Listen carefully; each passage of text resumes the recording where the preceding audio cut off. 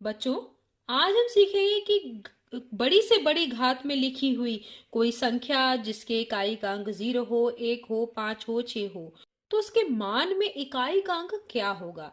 तो आप एक अच्छी तरह चीज जानते हैं कि 0 का अगर हम वर्ग करेंगे यानी 0 गुणा 0, ये भी क्या होगा, 0। 1 का वर्ग करेंगे तो 1 गुणा 1 ये होता है 1। 2 का वर्ग ये आप लोग जानते होंगे, लेकिन मैं ये क्यों लिखवा रही हूँ, क्योंकि इसका संबंध इससे है। ठीक है, 2 का वर्ग 2 गुणा 2 बराबर 4। 3 का वर्ग 3 गुणा 3 बराबर 9।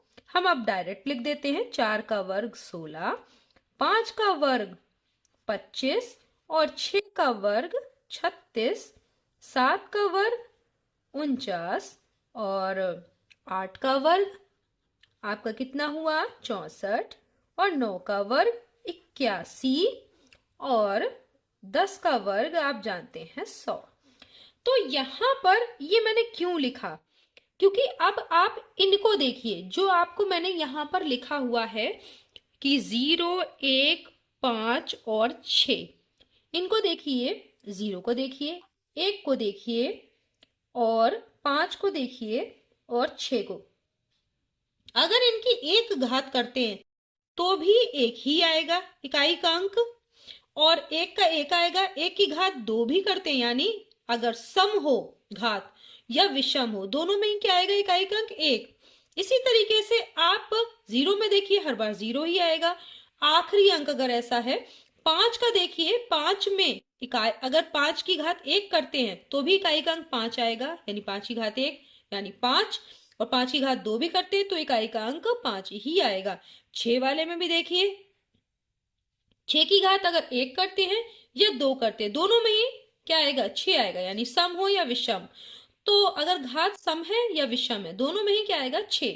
तो इसका मतलब क्या है, इसका मतलब है कि ये चार चीजें जो भी हैं, कौन कौन सी, 0, 1 और 5 और 6, अगर किसी संख्या में इकाई का अंक ये है, जैसे कि मान लीजिए हम बहुत बड़ी संख्या लिखते हैं, जैसे लिखते हैं हम 110।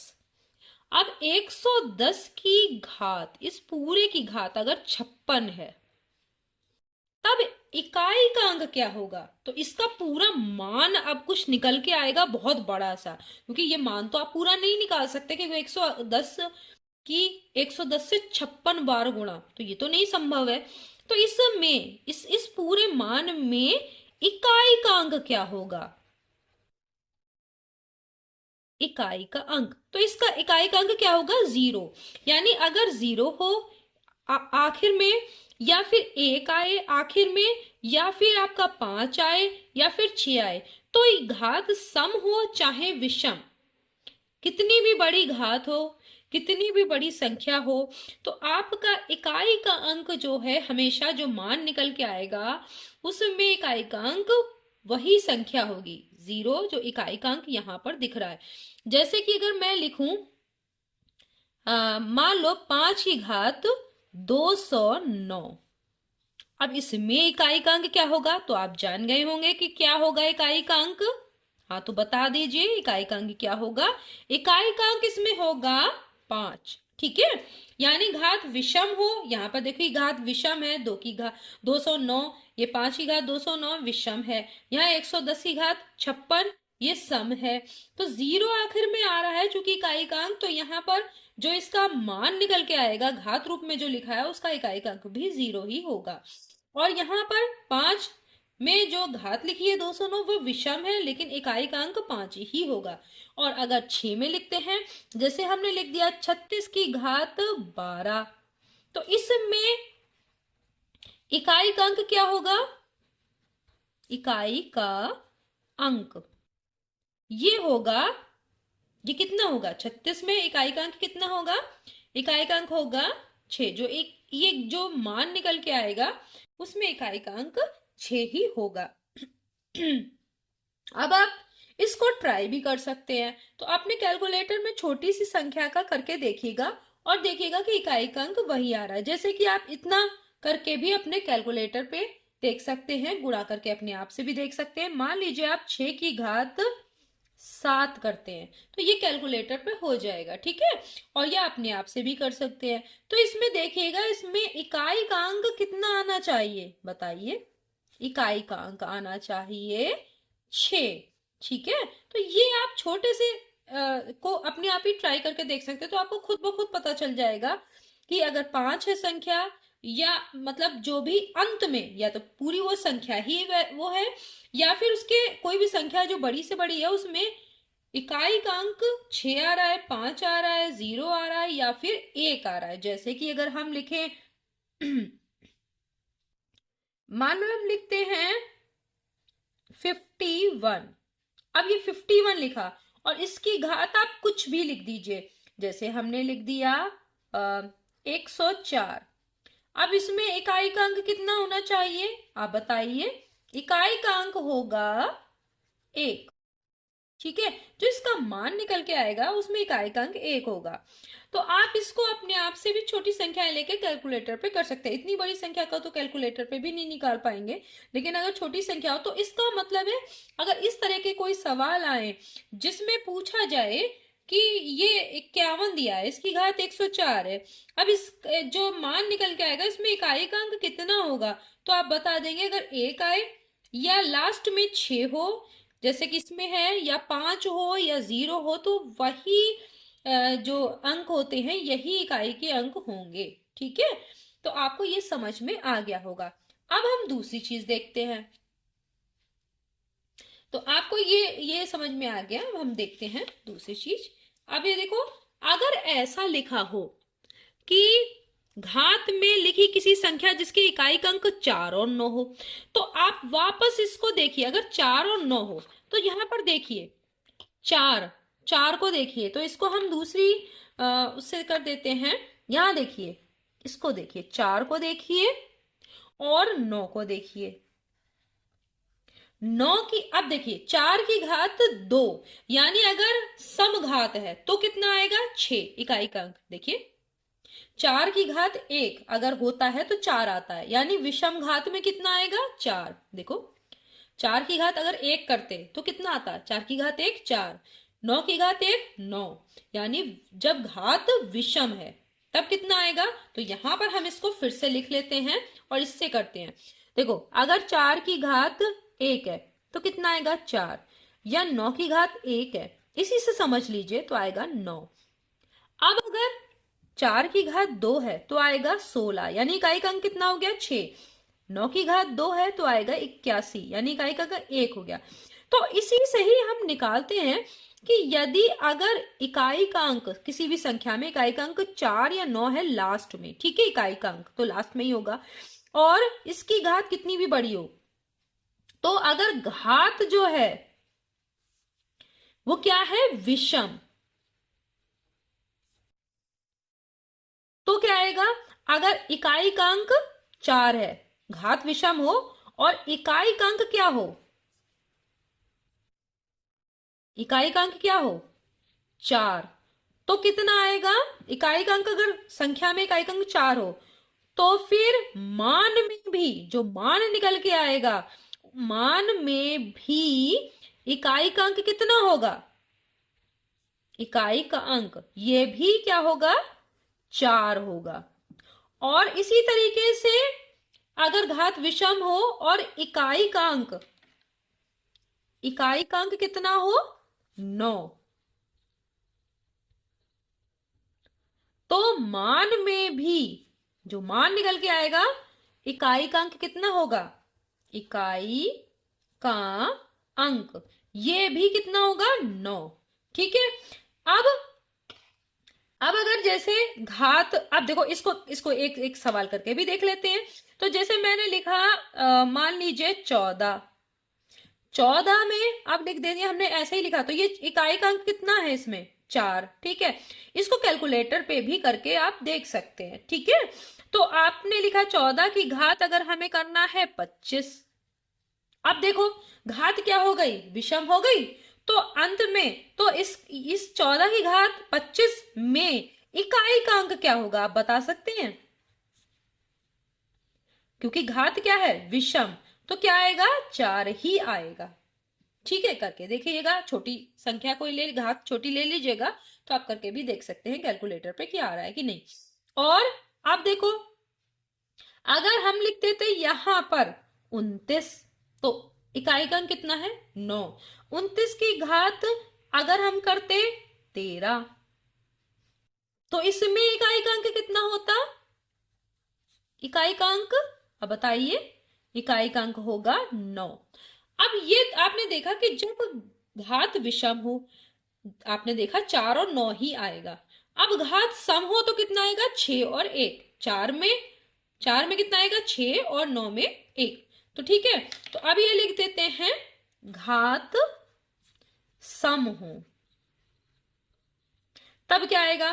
तो अगर 4 है, यानी अगर हम देख लेते हैं ये घात विषम हो तब, घात सम हो तो क्या होगा? अभी आप इसमें कोई भी हम ऐसी संख्या लिखते हैं, जैसे भी हमने लिख दिया 1 2 4, अब ये संख्या हो गई। इसमें भी देखो इकाई का अंक कितना है? 4 है। अब इसकी घात सम कर देते हैं, यानी हमने कर दी 22। अब देखो ये सम हो गई, तो इसमें इकाई का अंक अब बताइए क्या होगा? तो आप समझ गए होंगे कि इकाई का अंक क्या होगा। इकाई का अंक होगा 6। देखो 4 का होता है 6। अब देख लीजिए, और इसमें छोटे प्रश्न करके आप इसको चेक भी कर सकते हैं। जैसे आपने सीधे डायरेक्ट 4 की या 14 या कोई छोटी संख्या ले लीजिए, और उसके बाद उसमें घात को छोटी घात करके उसके बाद देख लीजिएगा कैलकुलेटर पे, तो आप इसे चेक कर सकते हैं। और अगर अभी हमने लिखा यहाँ पर 19 की घात, ठीक है, 19 की घात हमने लिखा 26, तो इसमें भी क्या होगा? यहां देख रहे हैं घातें क्या हैं? सम। तो इकाई का अंक कितना होगा? 1।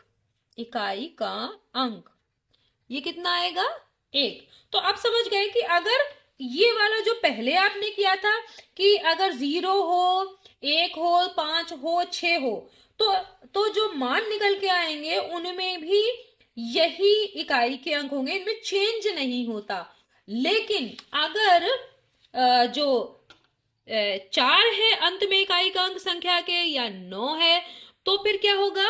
तो फिर अगर घात विषम होगी तो जो मान निकल के आएगा उसमें 4 और 9 ही आएगा। लेकिन घात अगर सम है तो जिस वाली संख्या में इकाई का अंक 4 है, तो उसमें जो मान निकल के आएगा उसमें इकाई का अंक 6 आएगा। और अगर संख्या के इकाई का अंक 9 है और घात सम है, तो जो मान निकल के आएगा उसमें इकाई का अंक होगा 1। तो ये आपको समझ में आ गया होगा। बच्चों, आपने जो है बाकी संख्याओं का तो देख लिया कि इकाई का अंक क्या हो। अब 2 3 और 7 8 बचा। 2 3 और 7 और 8। अब अगर ऐसा हो कि जैसे यहां पर लिखा हो 12, ठीक है, अब 12 लिखा हुआ है, 12 की घात है 9, तो हम क्या करें? तो ऐसे में जिसमें इकाई का अंक 2 हो, तब आप क्या करते हैं कि इसमें जो घात होती है इसको भाग देते हैं 4 से, और जो भाग देने के बाद 4 से जो शेषफल बचता है, शेषफल क्या बचेगा? जब 4 से भाग देंगे तो शेषफल बचेगा, यहां पर 1 बचेगा कि नहीं? 4 दूनी 8। अब कितना बचा? 1 बचा। तो यहां पर जो शेषफल बचता है उसी को ही यहां पर लिख लिया जाता है। और अब देखो कि उसका इकाई का अंक क्या है? 12 की घात 1 बचा, ठीक है, शेषफल जो है वही लिखेंगे, केवल बाकी को छोड़ देंगे। तो 12 की घात 1, तो अब इसमें क्या होगा? 12 की घात यहाँ 9 था, तो यहां पर अब इसका इकाई का अंक जो भी होगा, 12 1 कम 12, तो 12 ही आएगा। तो इकाई का अंक जो भी होगा वही जो इसके मान है। तो यानी 12 की घात 9 में इकाई का अंक क्या हो गया? का अंक ये हो गया 2। इसे छोटे से में भी करके देख सकते हैं। मान लीजिए कि आप इसी तरीके का करते हैं, केवल 3 पे ले लेते हैं हम। 3 की घात अगर हम करते छोटी संख्या ले, जिससे कि आप हमें यहाँ पर देख पाए, तो यहाँ पर लिख दिया हमने 3 की घात 9।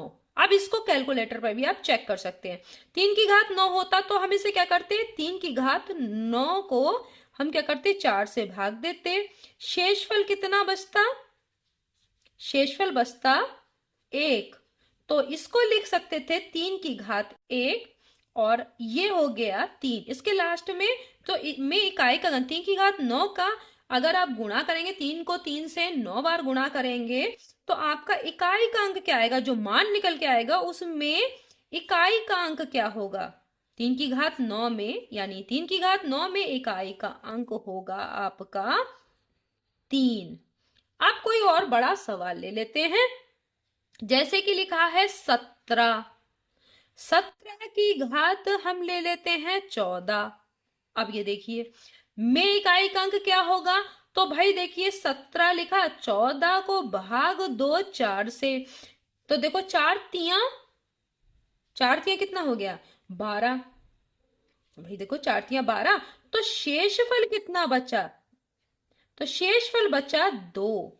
तो यहां पर क्या हो गया, 17 की घात 2, और 17 का वर्ग आप जानते, 17 की घात 2 का मतलब क्या हुआ, 17 गुणा 17 बराबर 289। ये आप जानते होंगे कि 17 का ये वर्ग है। तो इसका इकाई का अंक कितना है, इकाई का अंक कितना है बताइए, इकाई का अंक है 9। तो ये कितना आना चाहिए, 9। ठीक है। अब इसी तरीके से अगर आप छोटा सवाल कर लेते हैं तो आपको और अच्छे से पता चल जाएगा। मान लो 8 है, ठीक है। अब 8 की घात हम करते हैं 7। ये कैलकुलेटर पे आप चेक कर सकते हैं, इसीलिए मैंने इसे छोटा लिया हुआ है। अब देखो इसको अगर हम भाग देंगे, 8 की घात 7 भाग 4, तो क्या बचेगा, 8 की घात कितना बचेगा शेषफल में, यहाँ शेषफल में कितना बचेगा, 3। शेष में कितना बचेगा, 3। जब दे लेंगे भाग तो यहाँ 3 बचेगा। तो यहाँ पे क्या लिखेंगे, 8 की घात 3, और 8 की घात 3, 8 का घन जानते हैं 512। तो 512 में इकाई का अंक कितना है, 2। तो इसमें जो 8 की घात 7 में इकाई का अंक कितना होगा, इकाई का अंक, ये इकाई का अंक होगा 2। तो आपको समझ में आ गया होगा कि हम अलग अलग अगर जो संख्या है, बड़ी से बड़ी संख्या और उनकी घात भी बहुत बड़ी है, तो आप उसको कैसे करके निकालेंगे।